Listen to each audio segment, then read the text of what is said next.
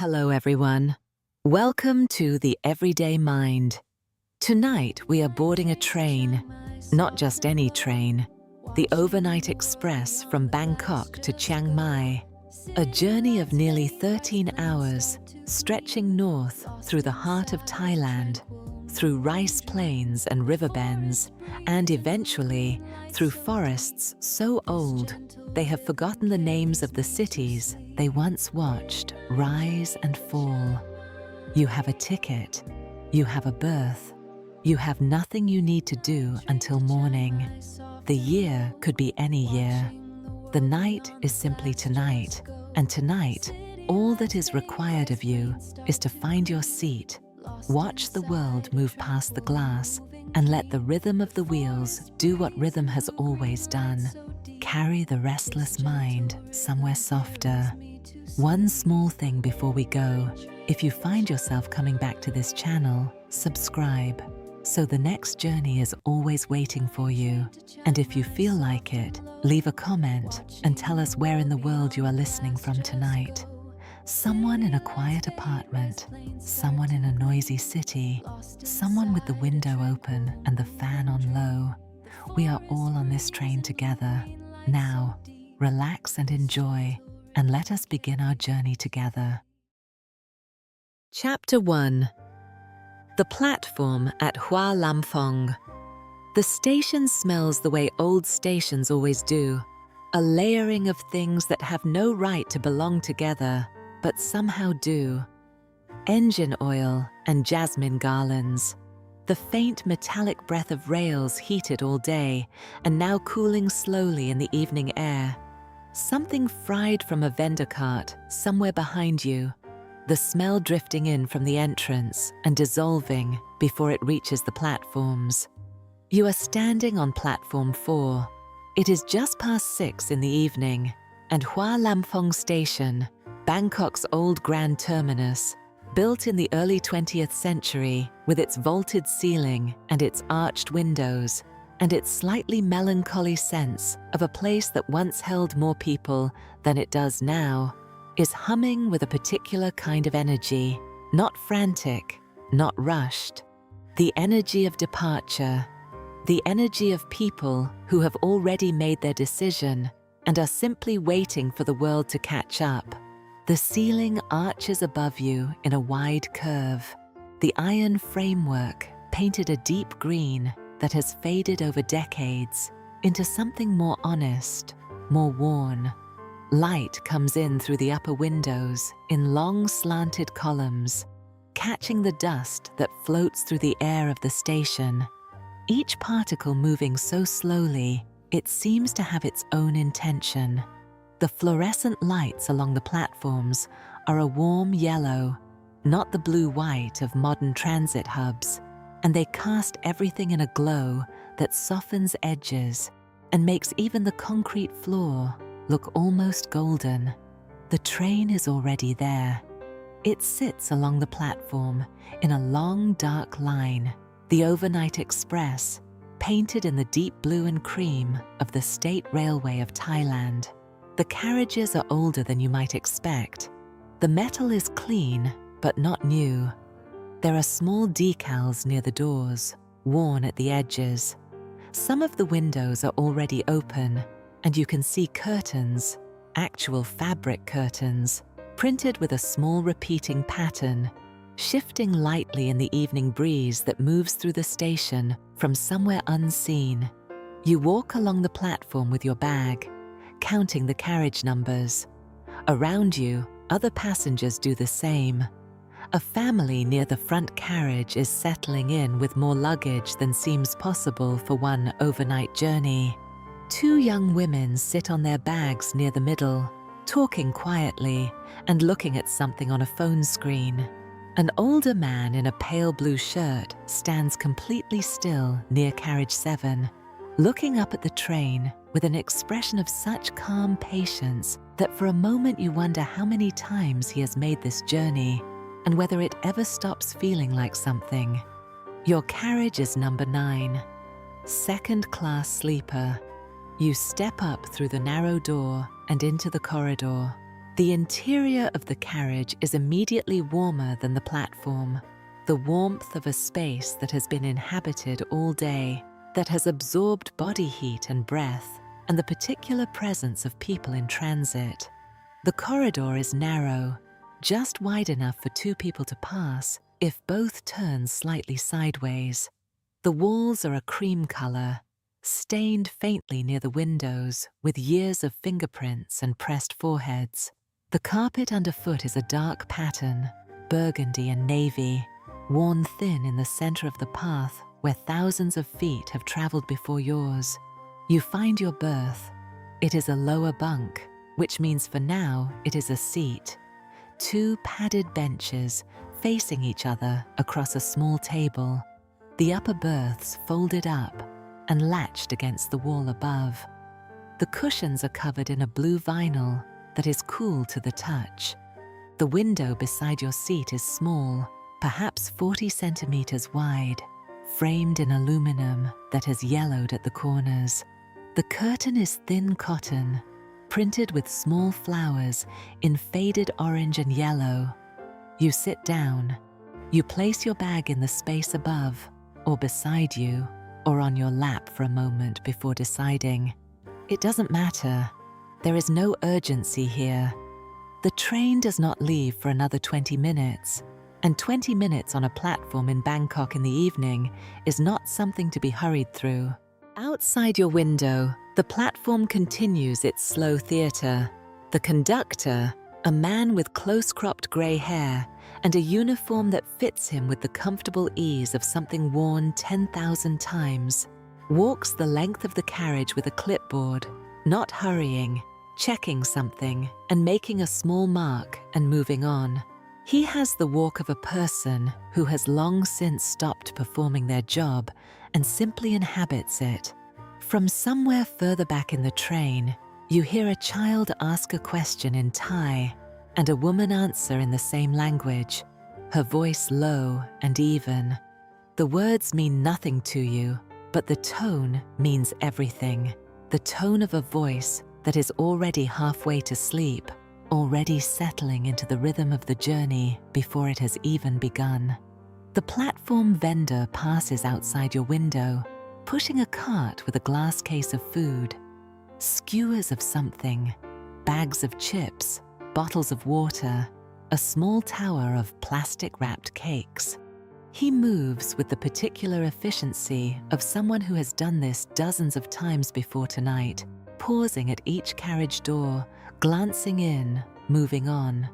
You watch him pass, then a whistle, not sharp, not alarming, just a long, clean note that travels the length of the platform and dissolves into the high ceiling above, and the train shudders once, the way large things do when they first remember they are capable of movement. A sound begins. It is the sound you have been waiting for without knowing you were waiting for it. The sound of wheels finding rails, of metal settling into its intended groove, of a machine built for a single purpose beginning to do that purpose. It is rhythmic almost immediately, not perfectly rhythmic.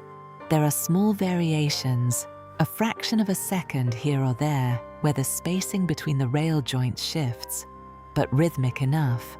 Rhythmic in the way that rain is rhythmic, or a heartbeat is rhythmic. Rhythmic in a way that the body recognizes before the mind does.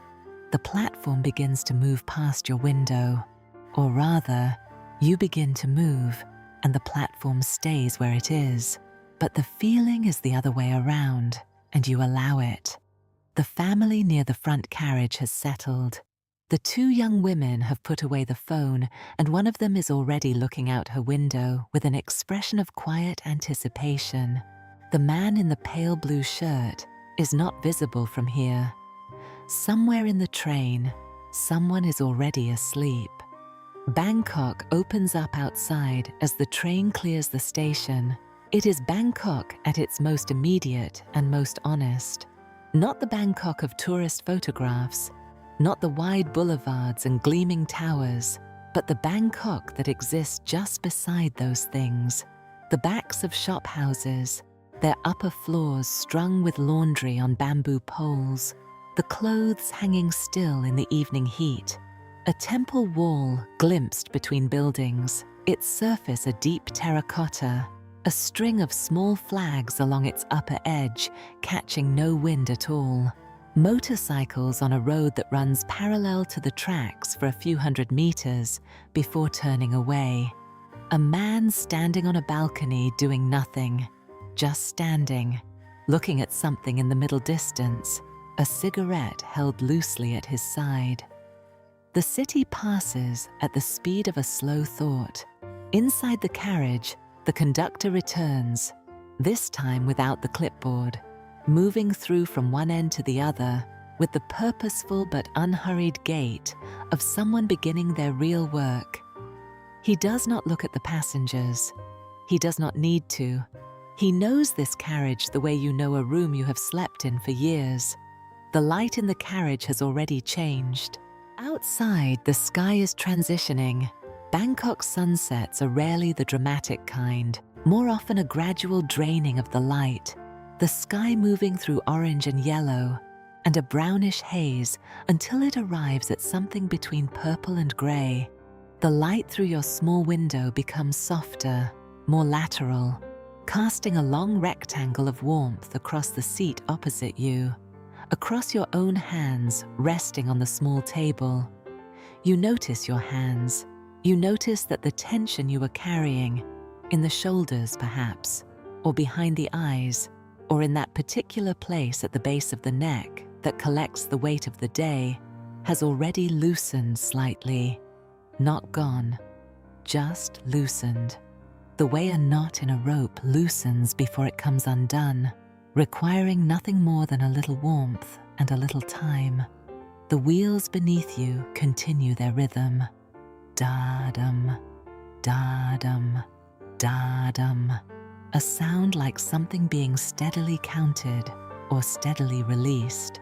The city outside your window is thinning now, the density of buildings beginning to give way to wider gaps, to patches of open sky, to the occasional broad sweep of a canal or a river glimpsed silver between the last of the urban structures before the train turns north and the true night begins to settle over the rice plains of the Central Valley.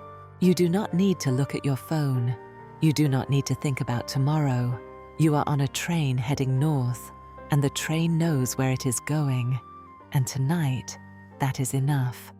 The curtain beside your window lifts slightly, once, in a small breath of air from somewhere, and then settles back into stillness.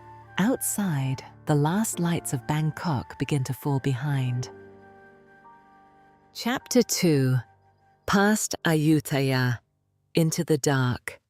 The rice plains begin somewhere around the edge of the city, where the last of the shop houses give way to something older and wider and less arranged.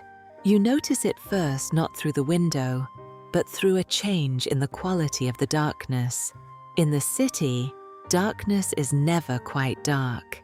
It is always interrupted, always pushed back by streetlights and neon, and the accumulated glow of millions of small screens behind millions of small windows. But out here, past the final suburb, past the last petrol station, with its fluorescent canopy blazing white against the sky, the darkness becomes something more complete, something that has weight and texture, something that the train moves through rather than past. The rice fields stretch out on both sides of the track. In the last of the fading light, the sky still holding a faint seam of deep orange along the western horizon, the rest of it already committed to night. You can see them, long flat rectangles of water reflecting the sky, the young rice in shallow rows catching the light and releasing it, the whole plain shimmering with a kind of low, horizontal luminosity that belongs entirely to this part of the world and no other. A heron stands at the edge of one field, absolutely still, its white shape vivid against the dark water, watching something invisible at the surface. It does not move as the train passes. It has no reason to. The wheels beneath you have found their full rhythm now. In the station, on the platform, the sound was still forming, still finding itself, still working out the particular cadence of this journey on this night. But now, 40 minutes north of Bangkok, with the fields opening out on all sides and the sky pressing down dark and close, the rhythm has settled into something steady and inevitable, a 4-beat pattern that the body absorbs without being asked, a sound that fills the space between thoughts and gently discourages them from reforming. Da-dum, da-dum, da-dum. Around you, the carriage has grown quieter. The family, several berths down, has been almost silent for the past 20 minutes. Occasionally, you hear the soft sound of a child repositioning themselves, the small rustle of blanket on vinyl seat. The 2 young women across the aisle are quieter now. One of them already lying back with her eyes closed, her arm resting over her face in the particular pose of someone who has given themselves permission to stop. The overhead lights in the carriage have dimmed slightly, not switched off, just lowered, the way they do automatically at a certain hour on overnight trains, the light shifting from functional to something more amber, more like the inside of a room at the end of an evening than the inside of a vehicle in transit. A small lamp above your berth casts a circle of warm light on the seat beside you.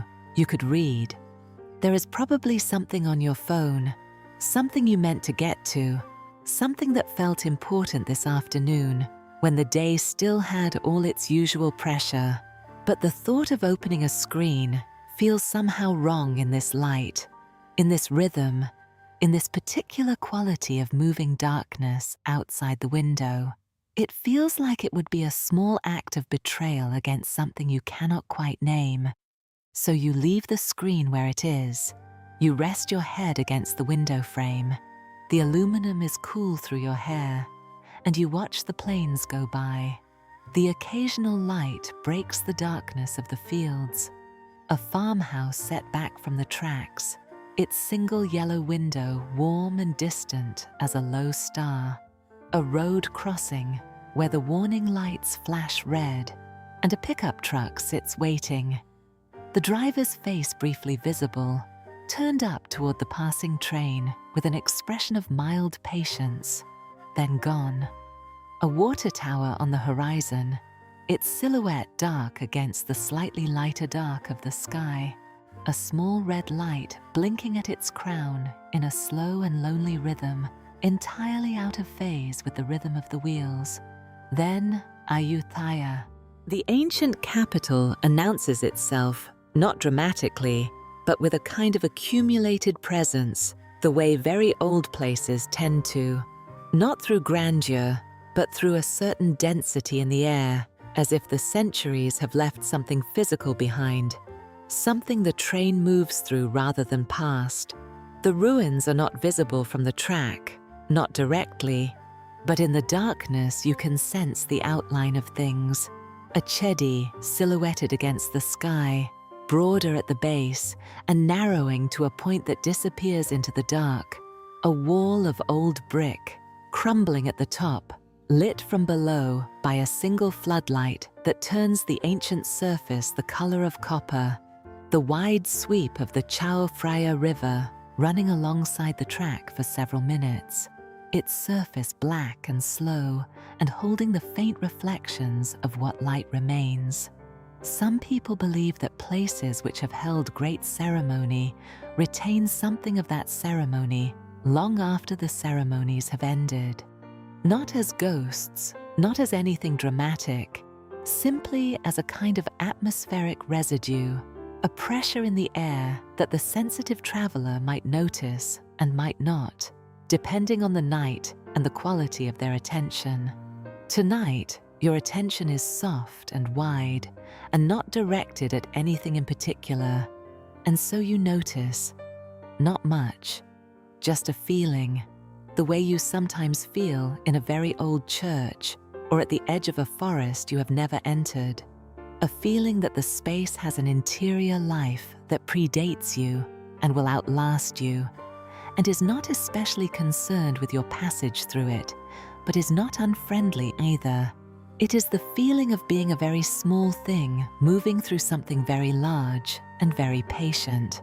The train does not slow for Ayutthaya. It passes through the way time passes through old places, continuously, without sentiment, carrying the present moment forward on its fixed track, and then the ruins and the river are behind you, and the plains resume, and the darkness resumes, and the rhythm of the wheels resumes its patient counting. Now the trees begin, not all at once, first at the edges of the fields, single trees standing in the open, their silhouettes, the particular shapes of trees that have grown without competition for many years, their canopies wide and idiosyncratic, each one a slightly different arrangement of branches against the sky. Then small clusters, where the ground rises slightly, or a canal has provided enough water for something denser to take hold. Then stretches of what might be called woodland, not yet forest, but something with more intention to it, something that is moving toward forest in the way that a conversation moves toward its real subject. The air coming through the small gap at the top of your window has changed. In the city and across the plains, the air tasted of the plains, flat and open, carrying the faint mineral smell of standing water and wet soil, occasionally cut through with something agricultural, something green and immediate. But this air is different. It has depth to it. It carries the smell of things growing in shade, of bark and moss, and the particular dark earthiness of ground that has not seen direct sunlight in a long time. It is cooler than the plain air and slightly heavier, and it moves differently, not in one direction, but in small shifting eddies, as if the trees are redirecting it, passing it among themselves before allowing a portion of it to reach the train window. You breathe it in. You breathe it in without deciding to, the way the body sometimes makes its own small decisions without consulting you. The trees grow denser. On your side of the track, the woodland now runs continuously, close enough that in the moments when your window catches a flash of pale moonlight, you can see individual trunks, smooth-barked and grey, standing in the middle distance, the spaces between them filled with a darkness that is not the same as the darkness of the open plain. This darkness has texture. This darkness has depth. You find yourself looking into it the way you sometimes look into very clear water, not to see the bottom necessarily, but because the looking itself is a kind of pleasure. It is somewhere around here that you first notice the roots, not as anything strange, not as anything that requires a name or an explanation, simply as a detail at the edge of your vision, a root system exposed where the embankment beside the track has been cut away or eroded. The roots of a large tree spreading out along the surface of the earth in long curved lines, like the fingers of a hand pressed flat. And in the darkness, at this speed, in this light, the amber glow from the carriage falling at a low angle through your window, the roots seem to hold a faint luminosity of their own, probably the moonlight, probably the angle, probably the particular smooth quality of the bark on this species of tree, which reflects light differently than the bark of other trees. Probably. The train does not slow, and the root disappears behind you, and there is another tree and another dark space between the trunks, and then a curve in the track, and the forest shifts its angle to you slightly, presenting a different face, but the impression stays. That faint pale quality in the roots, that sense of something at the edge of the visible, present, but not insisting on itself. like a sound you are not quite sure you heard, and so you listen more carefully, and in the listening you become more still. The carriage is very quiet now. The amber light above your berth holds its small circle steady. The curtain at your window lifts once in a breath of forest air and settles back.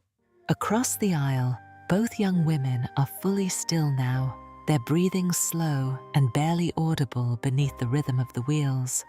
The conductor has not passed through in some time. The train moves through the growing dark with the certainty of something that has made this journey many times and has long since stopped finding it remarkable, and therefore finds it peaceful instead. Outside, the forest presses closer to the track. You are aware of it the way you are aware of something large and quiet standing near you in a dim room, not frightening, not demanding attention, simply present. The trees are very tall here, taller than the trees at the edge of the plains, their crowns lost somewhere above the angle of your window, the trunks wide and spaced with an evenness that seems less random than it should, as if the forest has arranged itself, as if it has been here long enough to make decisions.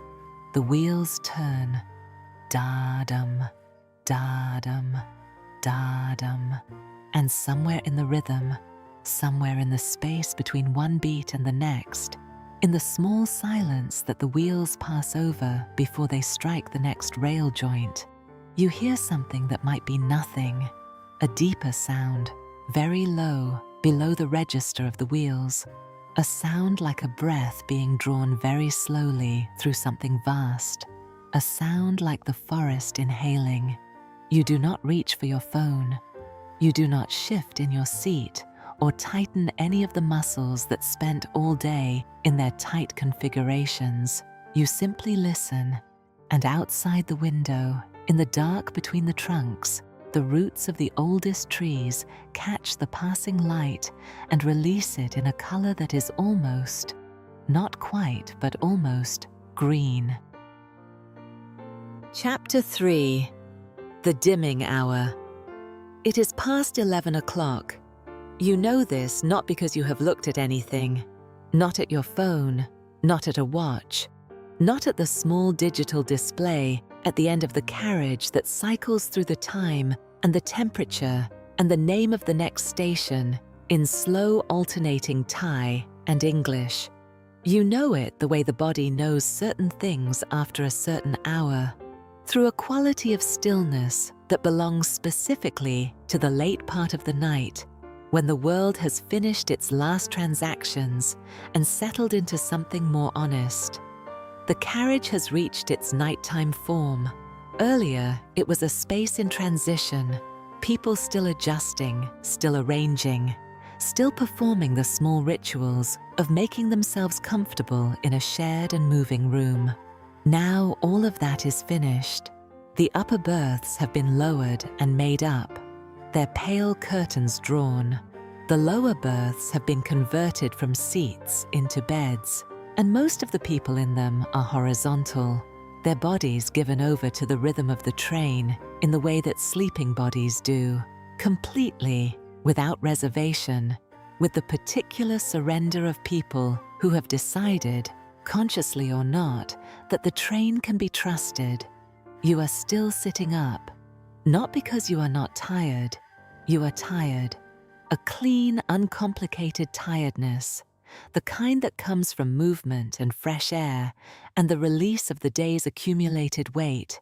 But there is something about the window that keeps you sitting, something about what is happening outside that makes horizontal feel like the wrong orientation for this particular hour.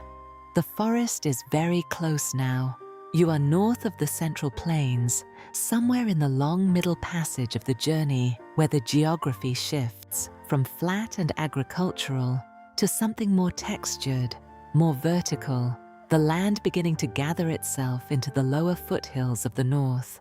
The trees on both sides of the track are taller than the trees you saw an hour ago, and they stand closer together, and the spaces between them are deeper, not just dark, but layered. one plane of darkness behind another, receding into a depth that the eye follows and then loses. The train has not slowed. The wheels continue their rhythm, patient and unvarying. But something has shifted in the quality of the journey, the way a conversation shifts when it moves from the surface of things to something underneath.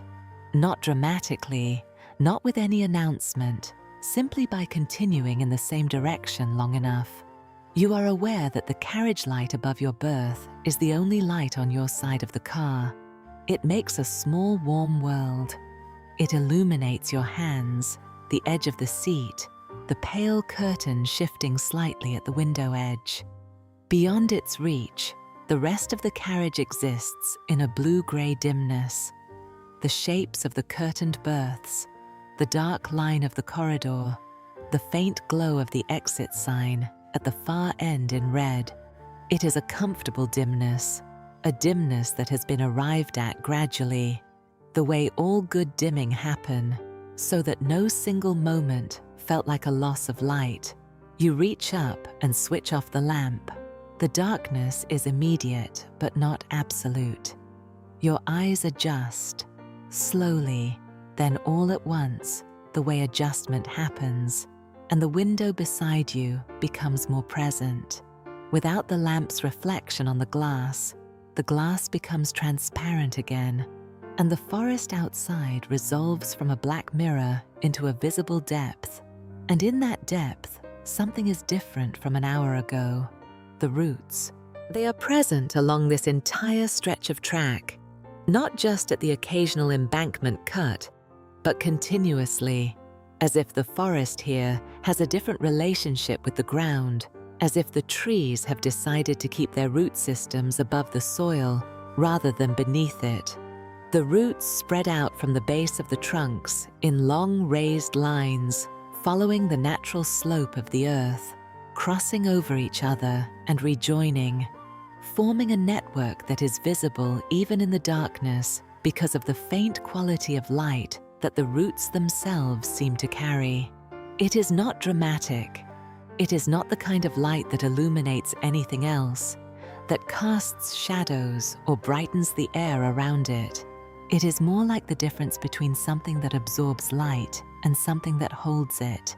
The way certain stones look different when wet, not brighter exactly, but somehow more present, more fully themselves.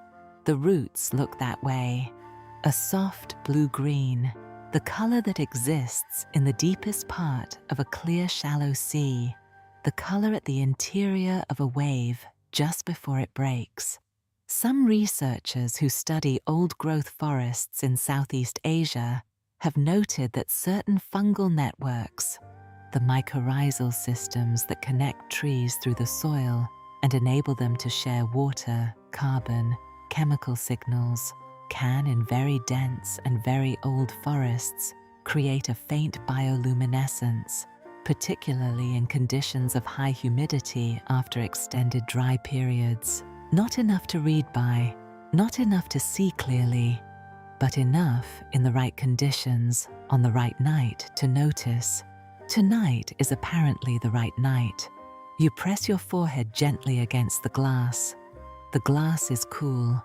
Outside, the air is moving through the trees at a pace just below what you would call wind. More a sustained breath, a directional movement that sets the highest branches in the canopy into a slow drift without disturbing anything lower, so that the world of the understory, where the roots are visible, remains completely still. The roots do not move. They hold their light with a patience that seems almost deliberate. The light neither brightening nor fading, simply present, simply offering. The train takes a long curve north. For a moment, looking through the window at the angle of the curve, you can see the length of the train ahead of you, the lit windows of the forward carriages casting rectangles of amber light onto the track, each one moving in the same rhythm, a string of small warm rooms traveling through the dark. And in the trees on the outer edge of the curve, the roots of the largest trees, glow with that low blue-green light, curving with the landscape, following the line of the track as if accompanying it, as if curious about where it is going. You sit with that image for a moment. The train straightens, and the forward carriages disappear, and there is again only the forest on both sides, and the rhythm of the wheels, and the faint light in the roots, and the cool weight of the glass against your forehead. The sound of the forest, which has been present since the trees became dense, a background texture of insect sound and wind movement, and the occasional call of something nocturnal, something with a voice like a small bell struck once and left to fade. This sound is closer now, or you are more open to it. It is difficult to say which, and it may not matter. What matters is that you can hear it clearly, beneath the sound of the train, woven into the gaps between the wheel beats, filling the quarter-second silences with a texture that is entirely alive. A moth lands on the outside of your window. It is large, the span of 2 hands at least, its wings the color of old wood, with markings near the upper edges, like 2 closed eyes. It holds itself against the glass with perfect stillness, its antennae moving slowly, reading something in the air. You can see the detail of it, the fine scales on the wing surface, the way the slight vibration of the train moves through its body without disturbing its grip. It stays for perhaps 30 seconds, which at the speed the train is moving is an extraordinary thing, a small physical impossibility that you accept without question. Then it releases the glass and disappears into the dark between the trees. You stay at the window. Inside the carriage, one of the other passengers makes a sound in their sleep. Not distress, just the small vocalizations of deep sleep, a syllable with no word attached to it, a murmur of inner weather. Then silence again. The curtains of the upper berths are completely still. The corridor is empty. The red glow of the exit sign at the far end of the carriage pulses very slowly, or perhaps it does not pulse at all, and it is only your perception, your attention at this hour, finding rhythms in everything. The train passes a small station. It appears suddenly and disappears just as suddenly. A single platform, a covered waiting area with wooden benches, a light on a pole, casting a cone of yellow onto an empty surface. No name visible from this angle, or none that you catch in time. No one waiting, no one watching the train go by. The station sits in the forest, the way a sentence sits in a long silence, unexpected, purposeful, and then immediately swallowed again by the quiet that surrounds it. After the station, the trees press even closer. The canopy above the track forms something approaching a tunnel. Not completely, the sky is still visible as a dark corridor above, a lane of star-scattered night between the crowns of the tallest trees, but the sides are enclosed now, the trunks standing very near the edge of the railway bed, the root systems spreading onto the gravel of the embankment itself, reaching toward the track with the unhurried persistence of things that have been moving in the same direction for a very long time. And the light in the roots is clearer here, not brighter, still soft, still at the threshold of the visible, still the kind of light that might be explained or might not be, still the kind of light that asks nothing of you except attention, but clearer, more even, more distributed, running continuously through the network of roots on both sides, so that the forest floor alongside the track is faintly illuminated from below, the moss and fern at the base of the great trunks visible in a blue-green wash that makes everything it touches look like something remembered from a dream. You had a long time ago and kept meaning to write down. The forest is breathing. You know this in the same way you knew it was past 11, not through evidence, not through measurement, but through something the body registers before the mind can form a question about it. A rhythm beneath the rhythm of the wheels, a slow tidal expansion and contraction that moves through the trees, not as wind, but as something more internal, something that originates in the root systems and travels upward through the trunks to the canopy, and then slowly releases. The branches move on their own schedule, independent of the air moving through them. In and out, in and out. Slow as a sleeping thing, patient as a very old thing. You realize that at some point in the last few minutes, your own breathing has slowed to match it, not through any effort or intention, simply the way breathing sometimes synchronizes itself to whatever the largest, slowest thing in the environment is doing. Your chest rises, holds for a moment, falls.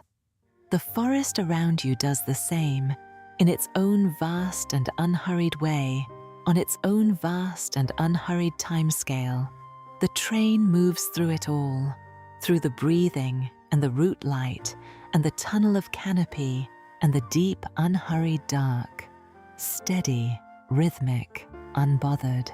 It has been moving through forests like this for longer than most of the people aboard have been alive. It knows the way. It does not need you to stay alert. It does not need you to hold anything together. Somewhere ahead, many hours ahead still, there is a city called Chiang Mai, with its night markets and its temple bells and its mountain air. But that is later. That is for another version of you, a rested version, a morning version. Right now there is only this: the cool glass, the quiet carriage, the roots holding their faint cold light beside the track, like something left out as an offering, or a welcome, or a kind of promise so old it no longer needs to be spoken aloud. You close your eyes, not to sleep, not yet, but simply because the forest is doing something beyond the window that does not require your eyes to be present for. Something that moves through the glass and the wall of the carriage and finds you anyway, the way certain things do: warmth from a fire, the sound of rain on a roof, the rhythm of a train in the long middle of the night. The wheels count their careful way north. The forest breathes, and between one breath and the next, you find yourself somewhere softer. Chapter 4. The Forest That Breathes. You are not sure when you opened your eyes again. It might have been a minute. It might have been longer. Time on an overnight train past midnight has a different quality than time in the daylight world. It does not move in a straight line so much as it pools, collecting in certain moments and draining away in others, so that a minute of looking out a dark window can feel like 10, and an hour of soft half-sleep can vanish without leaving any evidence of itself at all. What you know is this: the window is still beside you, and the forest is still outside it, and something has changed. The change is not sudden. It is the kind of change that has been happening for some time and has only now crossed the threshold of your attention, the way a sound that has been present in a room for an hour will suddenly become audible when something else goes quiet. The routes along the track are lit, not faintly, not at the edge of interpretation, not in the way that could be attributed to moonlight on pale bark or the angle of the carriage window catching the last of something. They are lit the way water is lit when sunlight passes through it from above, from within, from a source that is the thing itself rather than a reflection of something else. The color is blue-green and very soft. It does not reach far. It does not illuminate the air around it or cast light onto the ground cover or make the trunks of the trees visible in the way that a lamp would. It simply makes itself visible, each root network glowing along its own lines, following the paths the roots have chosen over decades or centuries of slow growth, the branching and rejoining and branching again of a system that has had an enormous amount of time to develop its logic. The result is a kind of map, or a kind of language, long curved lines that converge at the base of each great trunk and spread again toward the next, carrying their light between them, as if the light itself is a message being passed from tree to tree along the oldest communication network in the forest. The trees themselves are very old. You can tell this not just from their size. Though they are very large, the trunks wide enough that several people with joined hands could not reach around them, but from the way they stand. Old things stand differently than young things. They have settled into their weight. They have made their accommodations with the ground beneath them and the weather above them and the other growing things around them, and they hold themselves with a composure that has nothing to do with rigidity, everything to do with having resolved all the questions that a young tree is still working out. The canopy moves very slowly above the track, not in response to wind, or not only in response to wind. The movement is too slow and too even for wind, which is always slightly irregular, always slightly unpredictable, always carrying within it the record of the disturbances that produced it.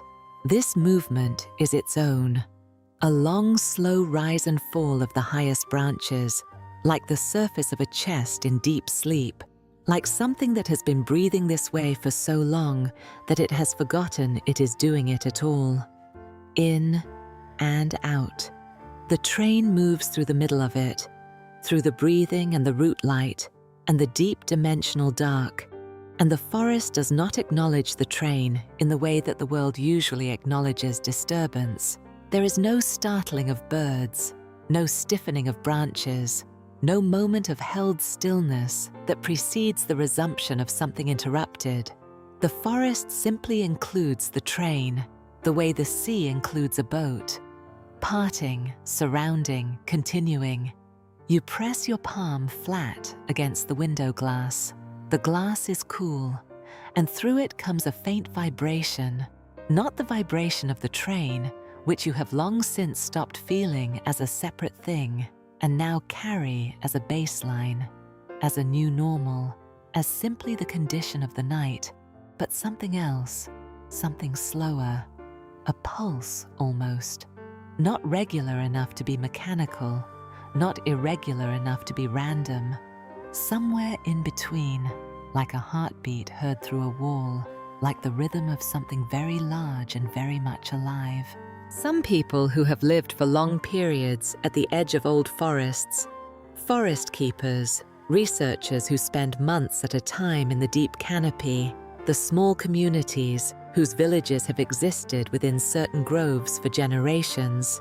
Some of these people describe a phenomenon they find difficult to explain to anyone who has not experienced it. They describe a feeling that the forest is aware of them, not in the way that animals are aware of you, with the quick, specific alertness of a creature that processes you as threat or non-threat and responds accordingly. Something less directed than that, something more ambient, an awareness that is less like attention and more like acknowledgement, like the forest knows you are passing through and is not troubled by it and will remember it in whatever way forests remember things, which is not the way humans remember things, but is no less real for that. You are not troubled by the idea.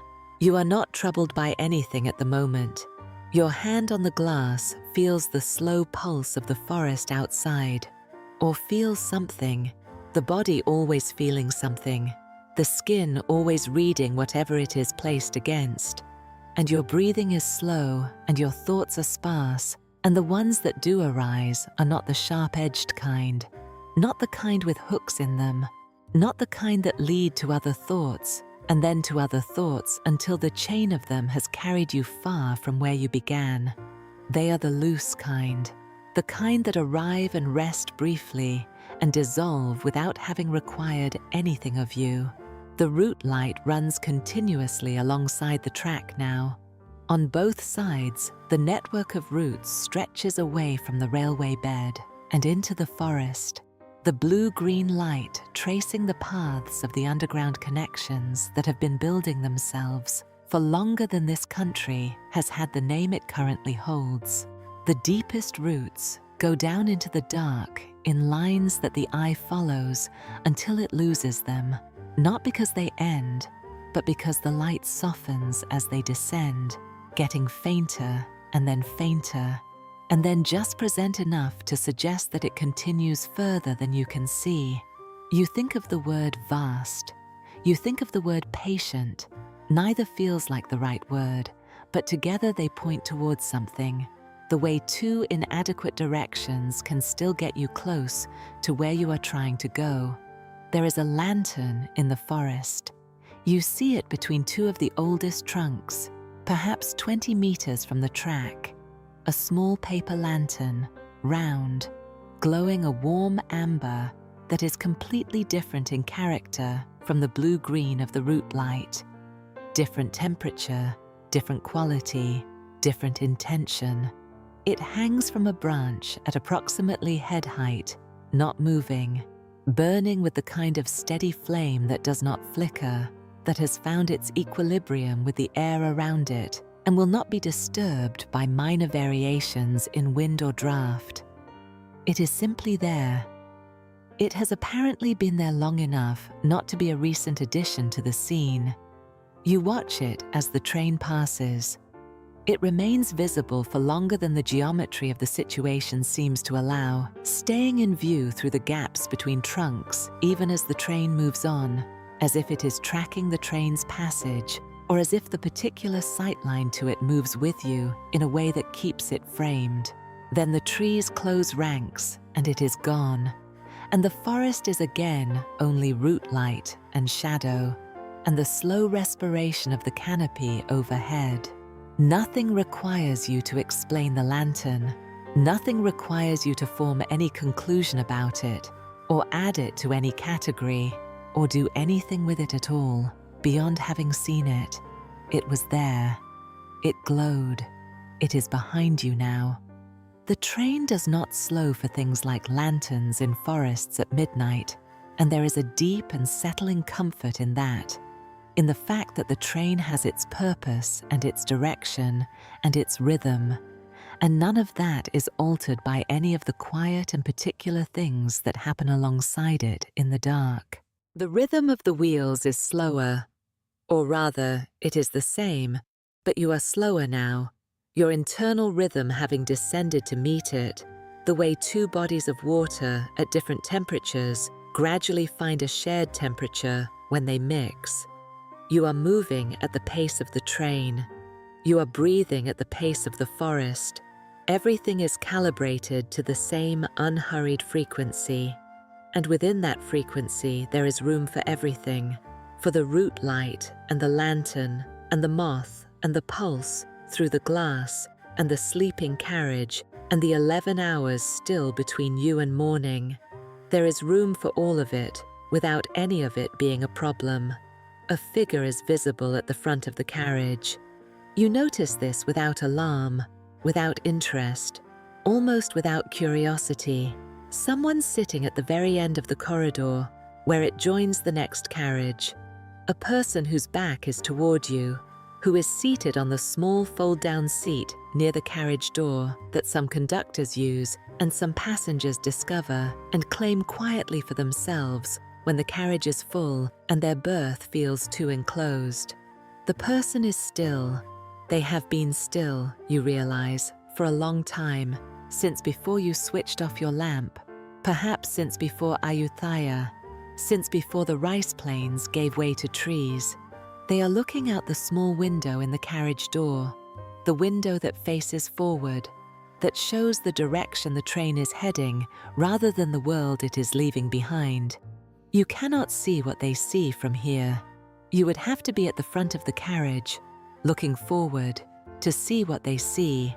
Whatever the forest looks like ahead of the train, the trees arriving instead of departing, the route light approaching instead of receding.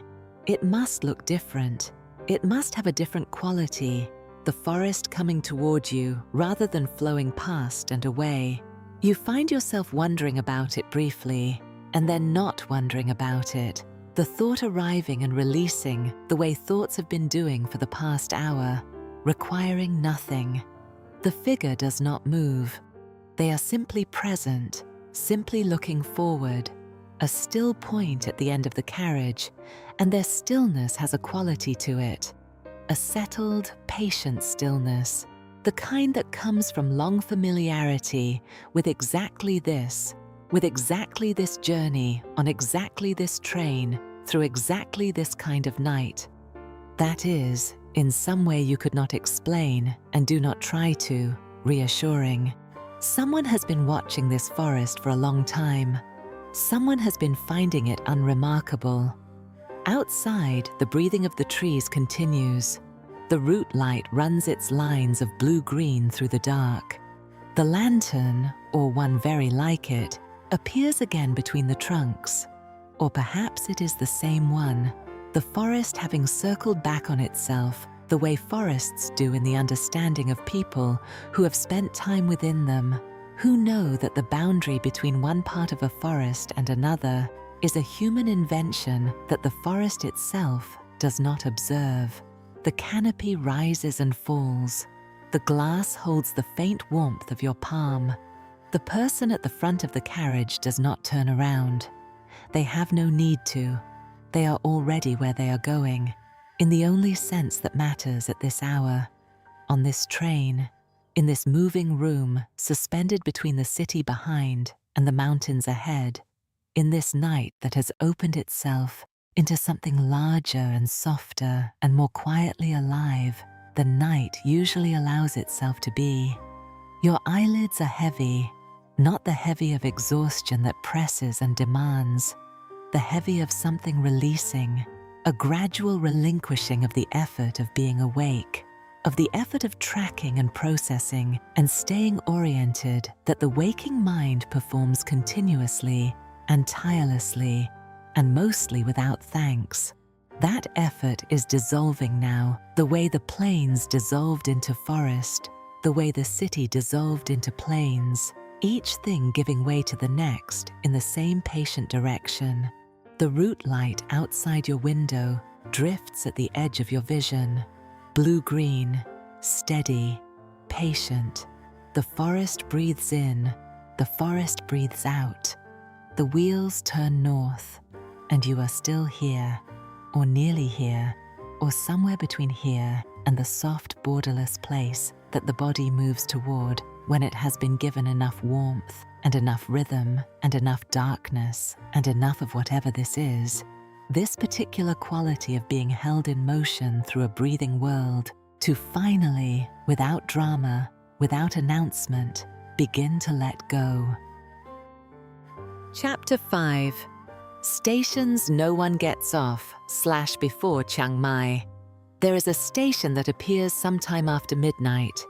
You know it is a station because of the platform, a low concrete edge running parallel to the track for perhaps 50 meters, its surface smooth and empty, lit by 2 lamps on iron poles that cast overlapping circles of yellow light onto nothing.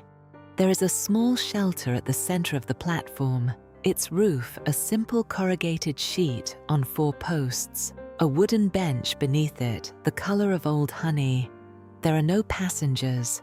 There is no name visible, or if there is a name, it is on a sign facing the road rather than the track.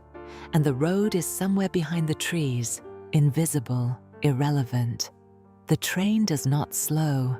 It passes the station the way it has passed everything tonight, steadily, without comment, with the particular indifference of something that has its own direction and does not require the things it passes to validate that direction. The 2 lamp circles on the empty platform drift across your window and are gone. The bench is gone. The corrugated roof is gone. The forest closes over the space where the station was, and within a few seconds there is no evidence that it existed at all, except in the memory of the people aboard who happened to be looking out their windows at the right moment. You were looking. After the station, there are only trees. The forest here is the densest it has been, the trunks on both sides standing so close to the track that in the darkness they form something like walls, the spaces between them narrow and deep, and filled with the blue-green light of the roots that has been running alongside you now for what feels like a very long time, or no time at all, or exactly the right amount of time, which may be the same thing. The canopy overhead has closed almost completely, the corridor of sky above the track reduced to a narrow lane, the stars in it sparse and bright, and very far away. The air through the window gap is cooler now. This is the air of elevation. The train has been climbing gradually for hours, following the rivers and valleys northward into the foothills of the mountains that hold Chiang Mai in their cupped palms, and the temperature drop is the evidence of that climbing, the air thinning slightly, carrying less of the day's stored heat, arriving at your window with a clean coolness that settles on the skin of your arms and your forehead like something applied with intention. It smells of wet stone now underneath the forest smell, and something else, faint, barely there, but present, the smell of wood smoke from very far away, from somewhere up in the hills where someone has a fire burning at this hour for reasons of their own, the smoke traveling down through the valley and arriving here, at this window, at this specific moment of the night, carrying with it the suggestion of a room somewhere, a small room with a fire, someone sitting near it in the particular stillness of very late night, in a place where the nights are quiet. You breathe it in. The carriage around you has reached its deepest quiet. This is different from the quiet of midnight, which still carried the occasional small sound, a sleeper shifting, a curtain moving, the distant murmur of the train's own mechanisms. This quiet is of another kind. It is the quiet of the hours just before the first suggestion of dawn, when the night has finished all its business and is simply holding the world in a stillness so complete that sound, if it occurred, would seem like an interruption of something rather than a part of something. The upper berths are absolutely still behind their curtains.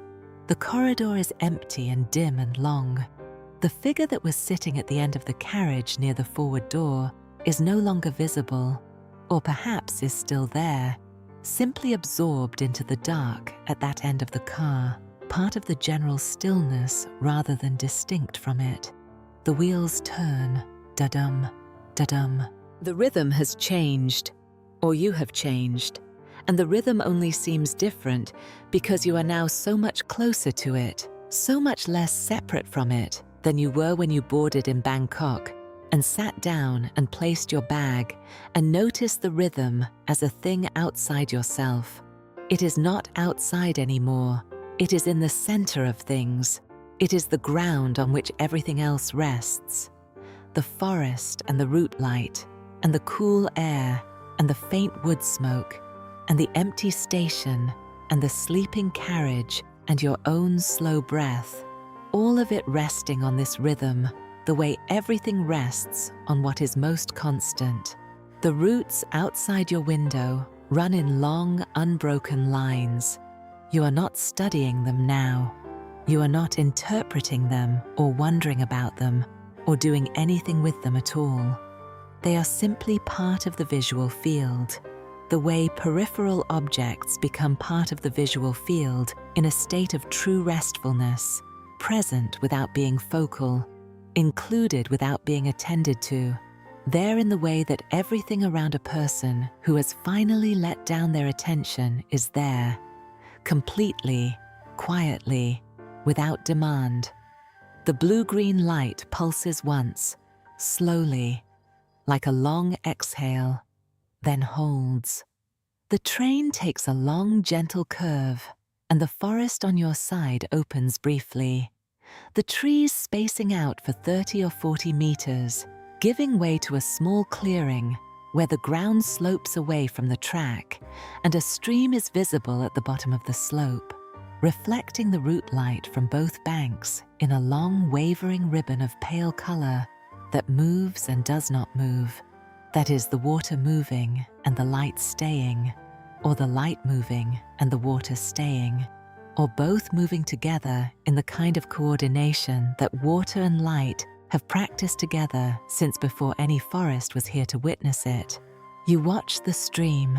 It is there for perhaps 10 seconds, and in those 10 seconds, it is the entire world, the water and the reflected light and the sound of it, which reaches you faintly through the window gap, a soft, continuous sound, like something being very gently and very persistently whispered in a language that predates language, a sound that means nothing specific and everything general, a sound that the body hears and responds to without the mind needing to translate it. Then the trees close again, and the stream is behind you, and there is only the forest and the roots and the rhythm. Something lands on the roof of the carriage, very lightly, something small, or the edge of something large, a branch overhanging the track, brushing the roof as the train passes beneath it. The sound is soft, a single contact, like a hand placed briefly on a shoulder. Then nothing. The train continues, and whatever it was is behind, and the forest has already closed the small gap that the passing made. Your eyes are nearly closed, not all the way. There is still a line of the window visible, a line of the forest and the route light, a line of the night through your lowered lashes, everything reduced to a horizontal ribbon of blue-green and dark that is more feeling than image now, more sensation than sight. The cool air comes through the gap. The rhythm continues. Your body has settled fully into the berth. At some point your position shifted. Your weight distributed itself differently. Your muscles completed the last of their releasing. And now you are simply here, in the way that things are simply here when they are no longer working at being anywhere. The train passes through another station. This one has no lights. A dark platform, darker than the forest around it. A shelter with no bench visible. A pole with no lamp. The whole structure barely distinguishable from the shadows around it, except for the slight regularity of its shapes, the straight lines that announce human intention in a landscape of curves. It is there and gone before you can decide whether you have seen it or imagined it, and the forest continues, and the rhythm continues, and the decision does not need to be made. Some places exist in the interval between being traveled through and being known. They accumulate no history, except the history of being passed again and again by people who are on their way to somewhere else. They are the pauses between words, the held breath before the next sentence. They exist in the way that certain hours of the night exist, not as landmarks, not as events, but as conditions, as states that the world passes through on its way from one named thing to the next. The forest breathes, slower now than before, or your perception of it is slower, the rhythm of the canopy and the rhythm of your own breathing having dropped together to a pace that barely registers as movement, that is closer to stillness than to motion, that lies in the narrow territory between the two where the body is most at rest. The route light is everywhere outside. You are aware of it without looking at it specifically. It is the ambient quality of the world outside your window now, the background against which the dark trunks and the overhanging branches and the occasional gap between trees are visible. It is not bright. It is exactly as bright as it needs to be for the forest to be present without being insistent, for the world outside to be there without asking anything of you. The wood smoke comes through the window again, briefly. From somewhere up ahead now, rather than behind, the mountains closer, the inhabited places of the mountains closer, the small fires of the small hours closer. It arrives and departs in a breath, leaving nothing behind except the memory of warmth in a cool night, the memory of a room, the memory of what it feels like to be inside something that holds you. You are inside something that holds you. The train is inside the forest. The forest is inside the night. The night is inside the mountains that are gathering themselves now on all sides, invisible in the dark, but present in the pressure of the air, in the closeness of the trees, in the way the sky above the narrow canopy corridor seems closer and more intimate than sky usually is, the stars larger and less numerous, each one distinct. The wheels turn, da-dum, da-dum. The rhythm is slowing, or your attention to it is slowing, or the two have become so similar that the distinction no longer holds. It is simply the rhythm, the underlying pulse of the journey, the sound that the night is organized around, the count that has been running since Bangkok, and will continue until Chiang Mai, patient and unbroken and requiring nothing. The route light outside your window softens, not disappearing, just softening. The blue-green becoming less blue, less green, settling towards something without a name, a color that exists at the far edge of the visible and asks only to be included rather than identified. The trunks of the trees are dark. The spaces between them are dark. The roots carry their light along their ancient paths, and the paths go on and on, deeper into the forest, further than the eye follows now, further than you would need to follow them to know that they continue. The forest continues. The train continues. Your breath moves in and settles, moves out and settles. The carriage is very warm and very still, and the rhythm beneath it is a ground that will not shift. And somewhere ahead, the mountains hold a small city with temple bells that will sound at dawn, clear and unhurried, carrying across the morning air to wherever you happen to be when you surface from wherever you have been. But that is later.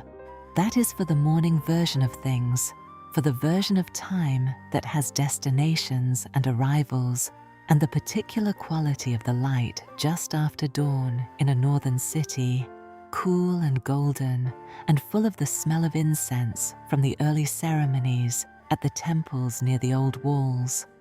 For now there is only this, the glass faintly cool, the rhythm faintly present, the root light faintly there, the forest breathing.